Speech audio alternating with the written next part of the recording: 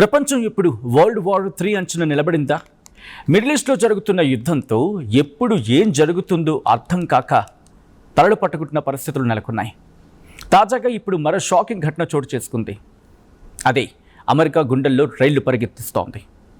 ఆ ఘటన ఏంటి అంటే చైనా చేపట్టిన అణుప్రయోగం.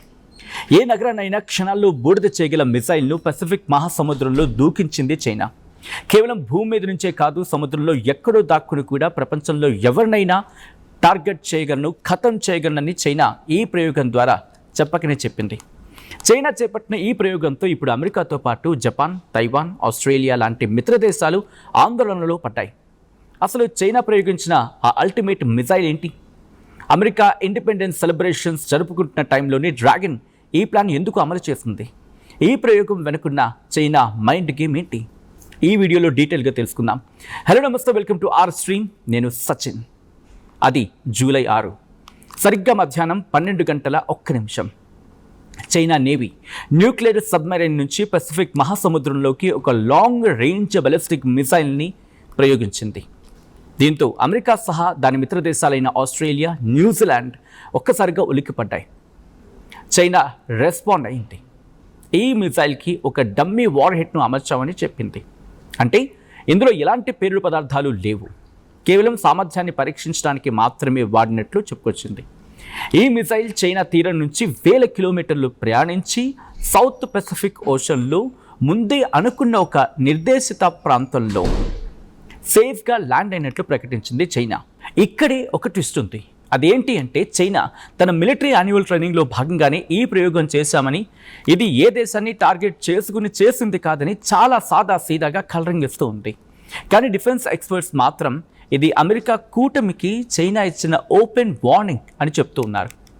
ఎందుకంటే గ్లోబల్ పాలిటిక్స్, ఇంకా షార్ట్కట్లో చెప్పాలంటే జియో పాలిటిక్స్లో ఈ ప్రయోగానికి ఒక హిస్టారికల్ ఇంపార్టెన్స్ ఉంది. చైనా చివరిగా దాదాపు 2 ఏళ్ల క్రితం పసిఫిక్ జలాల్లో ఒక డమ్మీ వార్ హెడ్తో మిసైల్ని టెస్ట్ చేసింది. కానీ దానికి ముందు హిస్టరీని చూస్తే, అంటే బ్యాక్ 1980 తర్వాత చైనా పసిఫిక్ మహాసముద్రంలో ఇలాంటి లాంగ్ రేంజ్ బాలిస్టిక్ మిసైల్ని టెస్ట్ చేయడం ఇదే ఫస్ట్ టైం. అంటే దాదాపు 4 దశాబ్దాలు, అంటే 40 ఏళ్ల పాటు చైనా పసిఫిక్ రీజన్లో ఇలాంటి ఓపెన్ టెస్ట్లకు దూరంగా ఉంటూ వచ్చింది. సాధారణంగా చైనా తన మిసైల్ పరీక్షలను రహస్యంగా, లేకపోతే తమ దేశ సరిహద్దుకు దగ్గరగా ఉండే సముద్ర తీరాల్లో మాత్రమే చేసుకుంటూ ఉంటుంది. కానీ ఇప్పుడు రూటు మార్చి అంతర్జాతీయ జలాల్లోకి, అదే పసిఫిక్ మహాసముద్రంలోకి మిసైల్ను పంపడం ద్వారా ప్రపంచానికి ఒక క్లియర్ సిగ్నల్ ఇచ్చింది అన్నమాట. తన లాంగ్ రేంజ్ బాలిస్టిక్ మిసైల్స్ యాక్యురసీని, వాటి రేంజ్ ఎంత పవర్ఫుల్గా ఉన్నాయో ప్రపంచానికి చూపించడమే చైనా అసలు ప్లాన్. ఈ ప్రయోగంలో చైనా ఏ మిసైల్ని వాడింది అనేది ఇక అధికారికంగా పూర్తిగా వివరాలు బయటకు రాలేదు. అయినప్పటికీ డిఫెన్స్ ఎక్స్పర్ట్స్ ఒక అంచనాకైతే వస్తూ ఉన్నారు. చైనా దగ్గర ఉన్న అత్యంత advanced submarine launched ballistic missile SLBM అయిన JL-3ని ఈ పరీక్షలో వాడి ఉండొచ్చు అని చెప్పి బలంగా నమ్ముతున్నారు. ఈ JL-3 మిసైల్ ఎంత ప్రమాదకరమైందో తెలుసా? లాస్ట్ ఇయర్ చైనా నిర్వహించిన గ్రాండ్ మిలిటరీ పరేడ్లో దీన్ని మొదటిసారిగా ప్రదర్శించారు. ఇదొక inter continental ballistic missile ICBM. దీని ప్రత్యేకత ఏంటి అంటే చైనా తన సొంత తీర ప్రాంత సముద్ర జలాల్లో సురక్షితంగా ఉంటూ ఈ మిసైల్ని ప్రయోగించినా సరే, అంటే ఏ మిసైల్ని ప్రయోగించినా సరే, ఇది నేరుగా వెళ్ళి అమెరికా ప్రధాన భూభాగాన్ని టచ్ చేయగలదు.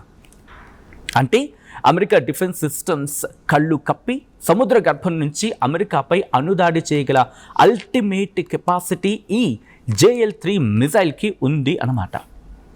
ఇదే ఇప్పుడు అమెరికాను అత్యంత కలవరపెడుతున్న అంశం. భయపడిపోతోంది, వణికిపోతోంది అగ్రరాజ్యం. ఇక్కడే మనం ఒక లాజిక్ అర్థం చేసుకోవాలి.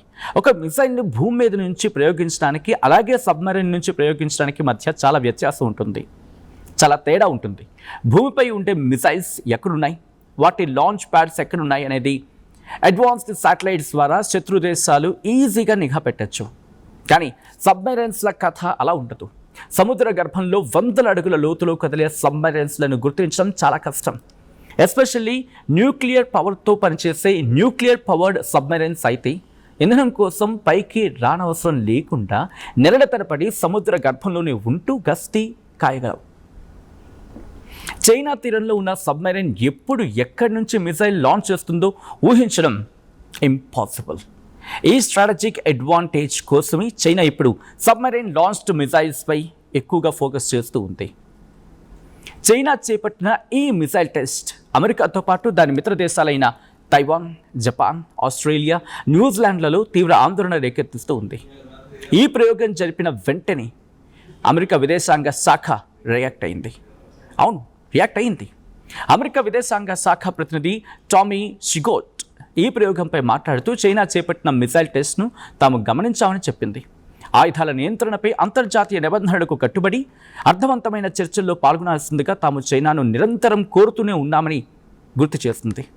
అయితే చైనా తన వ్యూహాత్మక సైనిక సామర్థ్యాలను ఎంత వేగంగా, ఎంత దూకుడుగా పెంచుకుంటుంది అనడానికి ఈ లేటెస్ట్ మిసైల్ టెస్ట్ ఒక నిదర్శనం అని అమెరికా రక్షణ శాఖ నిపుణుడు, ఇంకా చెప్పాలంటే అమెరికా రక్షణ రంగ నిపుణులు హెచ్చరిస్తున్నారంటే దీని తీవ్రతను అర్థం చేసుకోవచ్చు. ఈ మిసైల్ టెస్ట్ చుట్టూ ఇప్పుడు ఇంకో పెద్ద వివాదం నడుస్తోంది. అది తెలుసా? అదేంటంటే చైనా ప్రయోగించిన మిసైల్ పడిన ప్రాంతం. ఇక్కడ దీనికోసం మాట్లాడుకోవాలంటే అది 1985 గురించి మాట్లాడుకోవాలి. 1985 నాటి రారాటోంగా ఒప్పందం ప్రకారం ఏర్పాటైన దక్షిణ పసిఫిక్ అణురహిత ప్రాంతంలో ఉంది. ఒక్కసారి ఈ పదాన్ని మళ్ళీ చెప్పే ప్రయత్నం చేస్తాను. ఈ లైన్ని చైనా ప్రయోగించిన మిసైల్ పడిన ప్రాంతం 1985 నాటి రారాటోంగా ప్రాంతం ప్రకారం ఏర్పాటైన దక్షిణ పసిఫిక్ అణురహిత ప్రాంతంలో ఉంది. ఈ లైన్ మనం గుర్తుంచుకోవాలి. ఈ ఒప్పందం ప్రకారం సౌత్ పసిఫిక్ రీజన్లో ఎలాంటి అణ్వాయుధాల పరీక్షలు జరపకూడదు. ఇప్పటివరకు ఎంతో ప్రశాంతంగా ఉన్న ఈ అణురహిత ప్రాంతం చైనా దూకుడు కారణంగా భవిష్యత్తులో ఫ్యూచర్లో ఒక పెద్ద మిలిటరీ కాంపిటీషన్కు దారితీస్తుందేమోనని అమెరికా, దాని మిత్ర దేశాలు ఇప్పుడు ఆందోళన వ్యక్తం చేస్తూ ఉన్నాయి. జనరల్గా చూసుకుంటే స్ట్రాటజిక్ మిసైల్ టెస్ట్ని నెలలు లేదా సంవత్సరాల ముందే ప్లాన్ చేస్తారు.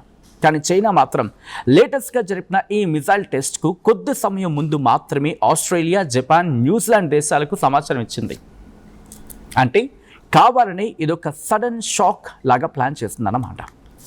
దీని వెనుక చైనా పొలిటికల్ మైండ్ గేమ్ స్పష్టంగా కనిపిస్తూ ఉంది. సరిగ్గా అమెరికా తన 250వ స్వాతంత్ర దినోత్సవ వేడుకలు జరుపుకున్న కొద్ది గంటల్లోనే చైనా ఈ టెస్ట్ చేయడం ఇప్పుడు ఆందోళన కలిగిస్తూ ఉంది.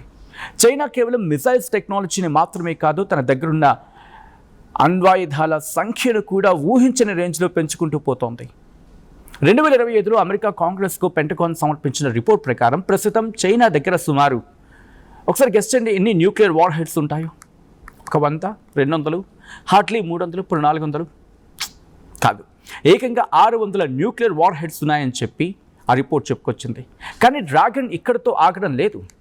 ఇదే స్పీడ్ కొనసాగితే రాబోయే 2030 నాటికి చైనా దగ్గర 1000కి పైగా అణ్వాయుధాలు సిద్ధం కాబోతూ ఉన్నాయని చెప్పి పెంటగాన్ అంచనా వేస్తూ ఉంది.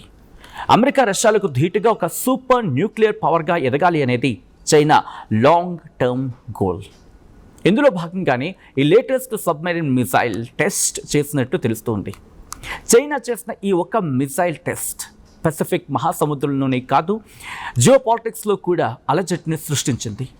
భూమిపై నుంచే కాకుండా సముద్రంలో నుంచి కూడా ప్రపంచంలో ఎక్కడికైనా సరే అటాక్ చేయగలమని చైనా ప్రూవ్ చేసింది. రారాటోంగా ఒప్పందాన్ని పక్కన పెట్టి అమెరికా, ఆస్ట్రేలియా కూటమికి ఒక డైరెక్ట్ ఛాలెంజ్ విసిరింది. రాబోయే రోజుల్లో పసిఫిక్ మహాసముద్రం అగ్రరాజ్యాల మధ్య ఒక పెద్ద మిలిటరీ బ్యాటిల్ గ్రౌండ్గా మారే అవకాశాలు క్లియర్గా కనిపిస్తూ ఉన్నాయి. మరి చైనా చేసిన ఈ long range submarine ballistic missile ప్రయోగంపై, పెరుగుతున్న చైనా న్యూక్లియర్ పవర్పై మీ అభిప్రాయం ఏంటో కింద కామెంట్ చేయండి. ఇలాంటి మరిన్ని ఇంట్రెస్టింగ్ వీడియోస్ కోసం మన ఆర్ స్ట్రీమ్ ఛానల్ని వెంటనే సబ్స్క్రైబ్ చేసుకోండి.